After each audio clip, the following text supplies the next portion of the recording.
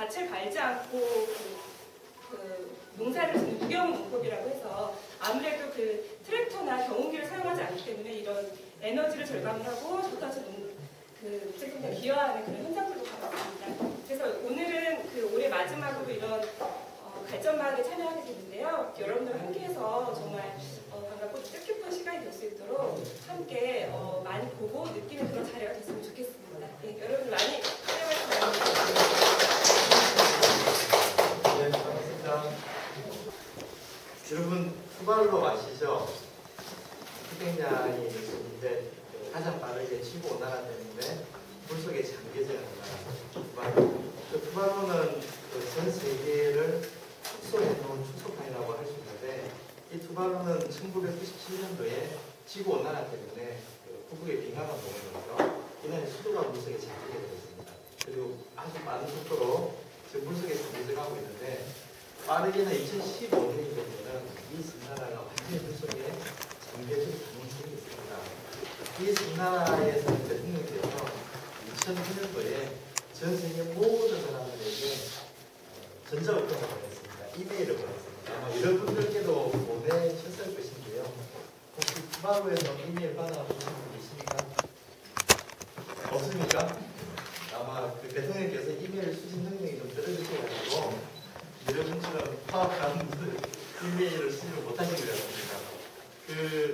거기에 이제 그 이메일을 우리 다음이라는 포털 사이트에서 공개를 했습니다. 그 내용이 뭐냐면 우리가 사용하지 않은 석유와 그로 말미암아 발생한 이상한 현상 때문에 북극의 빙하가 녹아서 우리 섬나라가 물속에 잠겨져 가고 있습니다. 잘 사는 나라에 계시는 여러분들이 석유 사용을 줄여서 우리가 물속에 잠겨져 가는 시간을 좀 늦춰달라는, 또 가능하다면 막아달라는 그런 간절한 편지를 써서 보냈습니다. 그 내용 중에 이런 내용이 있습니다. 당신의 나라에도 아이들이 태어나서 꿈을 꾸듯이 우리나라에도 아이들이 태어나서 꿈을 꾸는데 이제 그 아이들, 우리 아이들은 더 이상 그 꿈을 이룰 수 없는 미래가 되었다고. 그래서 이 아이들의 꿈을 짓밟지 말아달라는 그런 간절한 편지를 써서 보냈는데요. 여러분 혹시 대한민국이라는 나라는 이 투발로 같은 섬나라가 물속에 잠겨지고 그 아이들의 미래를 빼앗는 데 있어서 몇 번째로 많은 영향을 끼치고 있는지 아십니까? 어떻게 아세요? 네. 석유 사용의 양으로 이렇게 나눠보면 전 세계에서 두 번째로 석유 소비가 많은 나라가 대한민국입니다. 가장 많은 나라가 어딜까요? 미국. 네, 미국입니다. 미국을 따라가는 대한민국은 전 세계 석유 소비가 가장 많습니다. 사실 투발로는 이렇게 전 세계에서 일어나고 있는 기후 변화에 이 나라의 불과할 뿐이고요. 아프리카의 차드라든지 수많은 나라들이 지금 기후 변화 때문에 많은 고통들을 겪고 있죠. 저희들은 이렇게 2006년도에 대한센터를 이렇게 시작하면서요.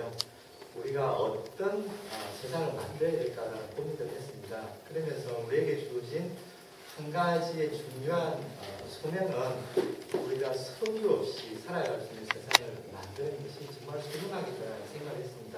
그렇지 않으면 우리의 미래를 지속 가능하게 만들어갈 수가 없으니까요.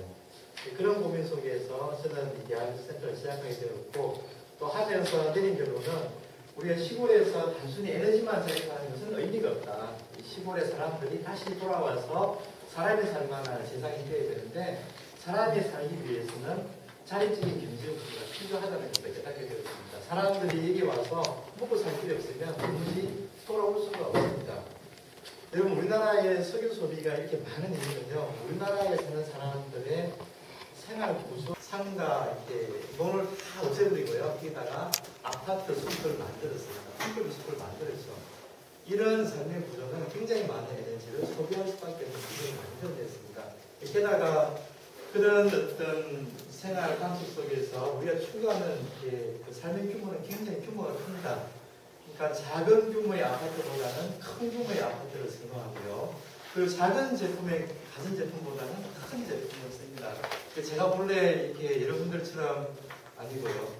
강의를 이렇게 듣고 여기 체험하러 오신 분들이면 제가 여기에 대한 전체적인 강의를 진행해드리는데요. 오늘 잠깐 맡기기만 보여드리면 준비하지 못했습니다. 여러분 요즘은 냉장고 크기를 이야기할 때 문이 몇 짝짜리냐고 이야기한다 그러세요. 맞습니까? 저희 집은 2짝짜리밖에 없어요. 위에는 냉동실, 밑에는 냉장실. 근데 요즘은 문이 4짝짜리가 나온다 하더라고요. 굉장히 냉장고가 크대요. 그래서 그 냉장고를 제가 사진을 인터넷을 찾아서 봤습니다. 그 냉장고는 제가 볼 때 10명 정도 살아야 되는 수준의 규모의 냉장고더라고요. 근데 사실은 여러분, 아이 많이 안 나오셨잖아요. 그죠? 2명 아니면 3명. 저는 5명 났습니다. 초등학교 6학년부터 8개월 된 아기까지. 액션 TV도요, 작은 것보다는 최신형 큰 것들을 집에 갖다 납니다. 마치 영화관처럼요. 그래서 우리가 잘 살면 잘 살수록 우리의 삶의 규모와 방식이 커지기 때문에 우리는 더 많은 문제를 발전소를 세워야 되고 더 많은 에너지를 쓸 수밖에 없는 거죠. 사실 이 시대에 대한 대안이라면 이 시대의 이 문화와 정반대로 거꾸로 가는 문화가 필요합니다. 우리가 사실 슬로우 라이프를 지향하고 그게 좋다라고 이야기하는 게 너무 빨리 가는 이 세상이 우리의 많은 가치들과 소중한 것들을 잃어버리게 만들고 오히려 거꾸로 돈만 많이 벌면 모든 게 다 되는 것처럼 만들어가기 때문에 우리가 거꾸로 천천히 가는 것에 대해서 이야기를 하고 있습니다. 제가 하고 이 세운이 대한기술센터의 대한기술 철학은요, E.F. 슈마가 쓴 작은 것이 아름답다라는 책을 기반으로 해서 세워져 있는데 거기에는 중간기술, 직전기술의 이야기가 나옵니다. 이 E.F. 슈마는 작은 규모의 삶의 방식과 또 경제 구조가 우리의 대안이라고 이야기합니다. 끊임없는 성장은 어느 나라든지 파멸을 초래할 수밖에 없다라고 이야기합니다. 여러분, 이명박 정부가 들었으면서 녹색 성장을 외쳤습니다.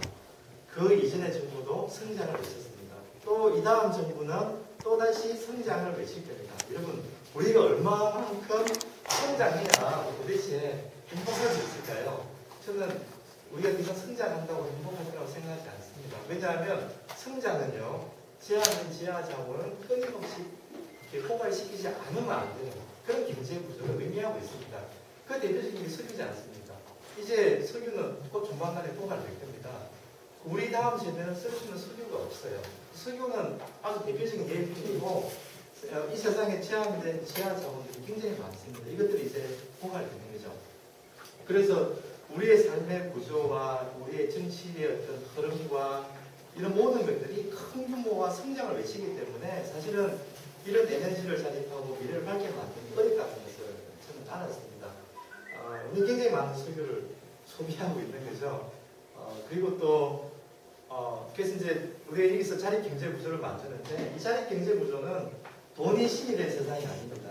돈이 우선된 세상이 아니라 우리가 먹고 살 만큼의 차조자족을 하고요. 그 이상의 것들은 과감하게 이웃과 나누는 자발적인 가난의 경제학을 기초로 해서 저희들은 자립경제 구조를 만들어가고 있습니다. 그래서 이 대한기술센터도 뭐 직원은 사실 몇 명 안 되지만 두 사람이 일할 수 있는, 세 사람이 먹고 살 수 있는 경제 구조를 만들고요. 여기 강 건너편에 좀 흐름하게 보이는 민들레 학교가 있습니다. 이 학교는 약 20명 정도의 학교 선생님들이 일하고 있는데 그분들의 월급은 한 달에 60만 원밖에 되지 않습니다. 여러분 60만 원 받고 선생님질 할 수 있는 사람이 있을까요? 여기에 있습니다. 그래서 학교가 대한학교지만 잘 훌륭합니다. 그리고 60만 원밖에 안 되지만 여러 사람들이 와서 같이 일할 수가 있습니다. 한 사람이 240만 원을 받을 수 있습니다. 한 사람이 240만 원을 받으면 다른 사람이 보이될 수 있는 기회들이 사라지는 거죠.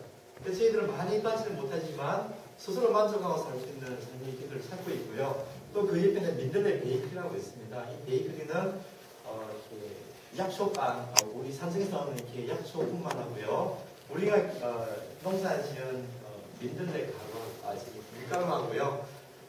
그리고 이제 저기 빵 만들 때 쓰는 우리 밀이 그게 안 된다고 그러더라고요. 글루텐, 글루텐을 해야 되는데 이 글루텐이 장에 들어가면 소화장애를 일으킨대요. 그래서 글루텐을 쓰지 않고요. 그 다음에 이렇게 텍스탄 쓰지 않고요. 말로는 아주 좀 유기농 설탕을 쓴다 그래요. 그렇게 해서 하는데 사실 장사는 잘 안 됩니다.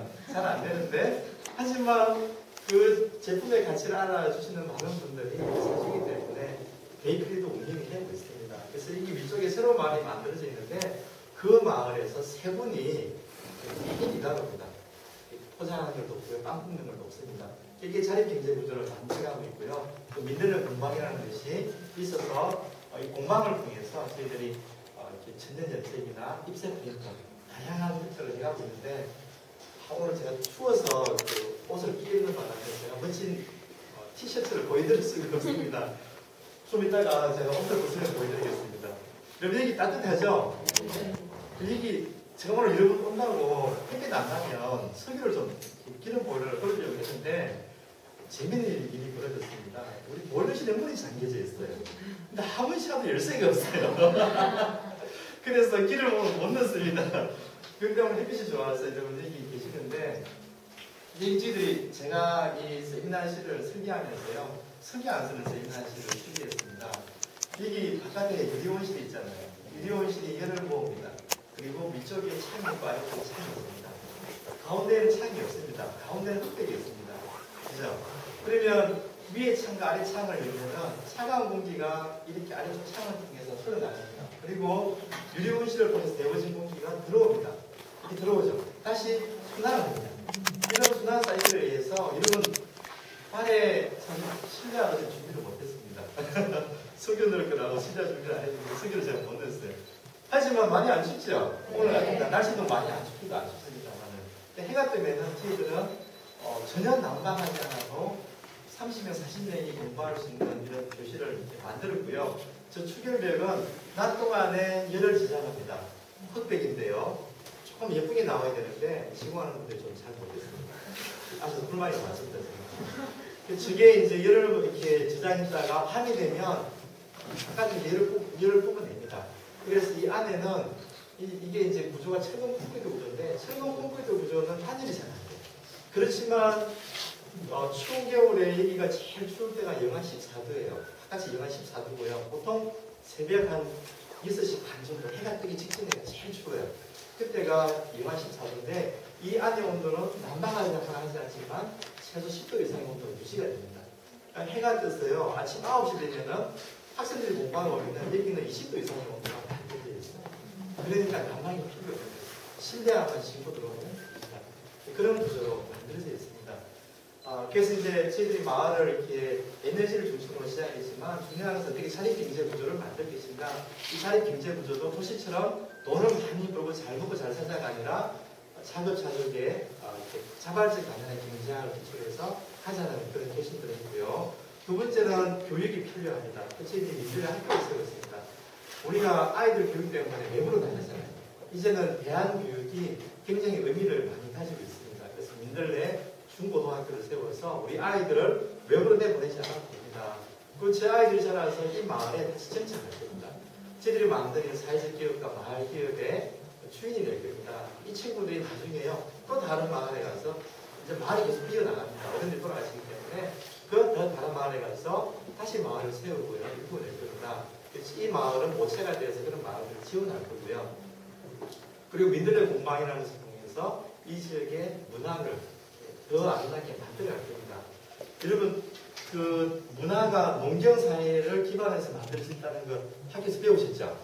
여러분, 도시에 있는 문화들이요, 문화라고 할 수 있을까요? 죄송합니다. 도시에서 오시는데 이런 말씀을 드려서. 사실 문화는 농경사회를 중심으로, 농경문화를 중심으로 만들어졌습니다. 도시는요, 가만히 보면은 사실은 돈을 따라서 움직이는 세상이에요. 마치 유목민과 같다고 보시면 돼요.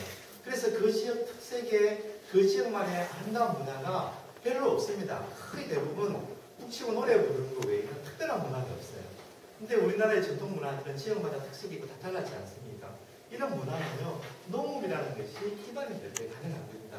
제가 인도에 그 농업학교를 갔는데요. 드락 인도의 큰 돌판에다가 아주 힘들게 돌을 이렇게 새겨놨습니다. 우리나라 같은 기계로 막 할 텐데 손으로 이렇게 팠어요. 그 내용이 뭐냐면 영어입니다. 그래서 발음이 좀 안 좋은데 경상도 사람들은 발음이 좀 안 좋지만 제가 과감하게 말해보겠습니다. Without agriculture, no culture. 잘 모르시는군요. 농업이 없으면 문화가 없다라는 그런 뜻입니다. 그래서 저는 그걸 보면서 굉장히 많이 공감하게 되었는데 저희들이 다시 이 시골에서 농업을 기반으로 해서 우리 전통 선조들 이어왔던 그런 문화들을 좀 현대에 맞게 다시 재창출하려는 그런 뜻들을 가지고 이 마을을 이렇게 운영하고 있고 살아가고 있습니다. 기존에 옛날 어른들이 계시고요. 지금 이제 민들레 공동체가 주축이 되어서 새로운 젊은이들이 여기에서 이렇게 새로운 꿈들을 꾸고 밀고 가고 있습니다. 어른들은 우리의 든든한 이렇게 지지자가 되어주고 있고, 저희들은 사업을 통해서 마을 공동기금을 만들고요. 이 마을 공동기금을 가지고 마을 주민들과 뭐 놀러도 가고 마을에 필요한 시설도 하고 그렇게 지내고 있습니다. 저는 이 마을에서 새마을 지도자를 하고 있습니다. 제 꿈은 이장이 되는 겁니다. 근데 우리 이장님이 아직 젊으셔가지고 제가 보는 연세가 많으신데 80 다 돼가시거든요. 근데 이 시골에서는 80 넘어야 노인이에요. 80 전까지는 청년이에요, 청년. 그래서 아직 80이 안 되셨기 때문에 제가 내년 넘어지만 이렇게 이장 자리를 아직 이렇게 획득하지는 못했습니다. 네, 이제 제가 좀 그런 말씀을 드렸고요. 지금 마을 소리를 잠깐 해드리겠습니다.